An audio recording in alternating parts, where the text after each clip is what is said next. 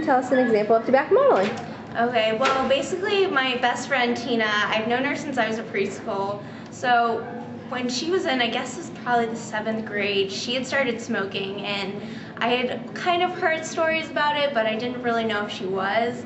And one day she just whipped out a cigarette while we were standing there waiting on our parents to come, and I was pretty much in shock, and we basically had this huge fight because she had always been against it. She had seen her parents smoke. One of them, has really bad asthma, is getting lung disease. She knows the consequences of it, and yet she still continued to do it just because her group of friends that she was also with were smoking.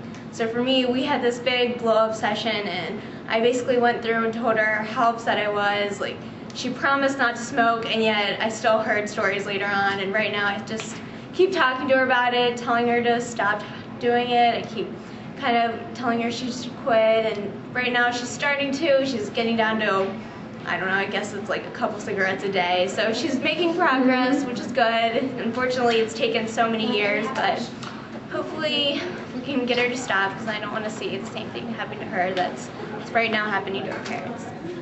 So you're pretty much being a good model to her, trying? I am. I'm thoroughly against smoking personally. My mom used to smoke, and she had quit just because she had started having kids, and she was one of the social smokers that was with all of her friends when they went out. So when she had kids, she stopped smoking, and when I see that she's doing a good example, I know not to, basically.